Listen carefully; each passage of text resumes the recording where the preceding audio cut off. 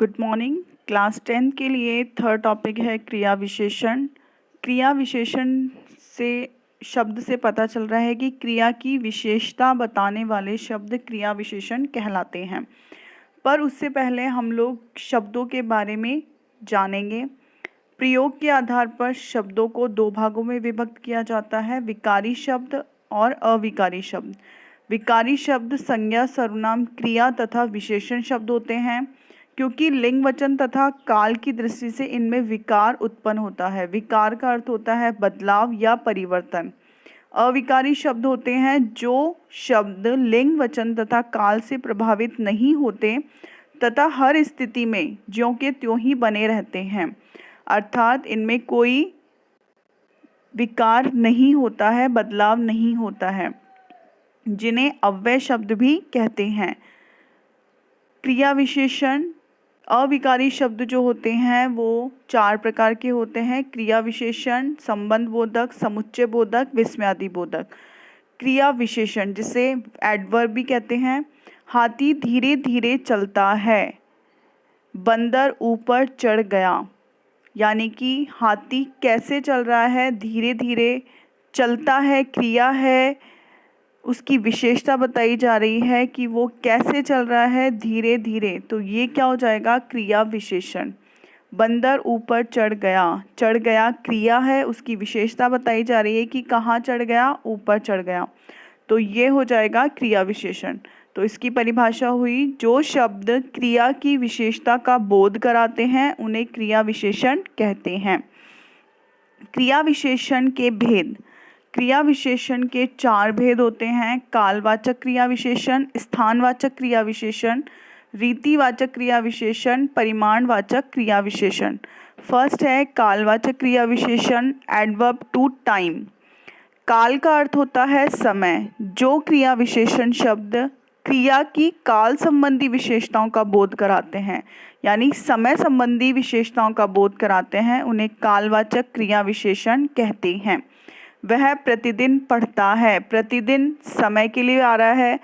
बारिश निरंतर हो रही है, यहाँ पर भी कंटिन्यूटी के लिए आ रहा है, टाइम के लिए आ रहा है कि कंटिन्यू बारिश हो रही है। इसमें अभी, जब, तब, दिन भर, प्रातः, रोज, संध्या, लगातार, नित्य, आजकल, अब, कभी कभी, तभी, तत्काल आदि शब्द भी कालवाचक क्रिया विशेषण से संबंधित होते हैं। सेकंड है स्थानवाचक क्रिया विशेषण, एडवर्ब टू प्लेस। स्थान का अर्थ होता है जगह। जो क्रिया विशेषण शब्द क्रिया की स्थान संबंधी विशेषताओं का बोध कराते हैं वे स्थानवाचक क्रिया विशेषण कहलाते हैं। नदी पहाड़ी के पास है, कहाँ है, जंगल दूर है। जंगल कहाँ है, दूर है। तो इसके बारे में बताया जा रहा है कि वो पास है, वो दूर है।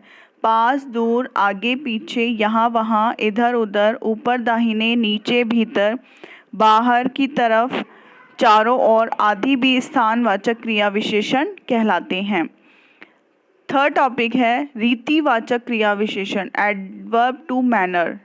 रीतिवाचक क्रिया विशेषण, रीति का अर्थ होता है तरीका या विधि, कि किस ढंग से कार्य किया जा रहा है। जो क्रिया विशेषण शब्द क्रिया की रीति संबंधी विशेषताओं का बोध कराते हैं उन्हें रीतिवाचक क्रिया विशेषण कहते हैं, कि काम किस तरीके से हो रहा है। जैसे फर्स्ट सेंटेंस आया था, हाथी धीरे धीरे चलता है, तो वहाँ पर भी क्या होगा, रीतिवाचक क्रिया विशेषण होगा। खरगोश तेज दौड़ता है, कैसे दौड़ रहा है, तेज दौड़ रहा है। तो यहाँ पर क्रिया की विशेषता बताई जा रही है कि वो किस ढंग से काम हो रहा है। चुईया धीरे धीरे कुतर रही है, यहाँ धीरे धीरे भी क्या हो जाएगा, रीतिवाचक क्रिया विशेषण होगा। भली भांति, जल्दी, ध्यानपूर्वक आदि शब्द क्रिया विशेषण कहलाते हैं। फोर्थ टॉपिक आएगा इसका परिमाणवाचक क्रिया विशेषण, एडवर्ब टू क्वांटिटी। परिमाण का अर्थ होता है मात्रा। एक परिणाम होता है, एक परिमाण होता है। परिणाम का अर्थ होता है नतीजा, परिमाण का अर्थ होता है मात्रा। जो क्रिया विशेषण शब्द क्रिया की परिमाण संबंधी विशेषताओं का बोध कराते हैं उन्हें परिमाणवाचक क्रिया विशेषण कहते हैं। हाथी बहुत खाता है, कितना खा रहा है, बहुत खा रहा है। अजगर कम हिलता डुलता है, कितना कम। तो यहाँ पर इसकी परिमाण के बारे में बात हो रही है, मात्रा के बारे में बात हो रही है। थोड़ा, ज़्यादा, तनिक, कम, पर्याप्त, बिल्कुल, ज़रा, खूब, अधिक आदि शब्द भी परिमाणवाचक क्रिया विशेषण के अंतर्गत आते हैं। Thank you.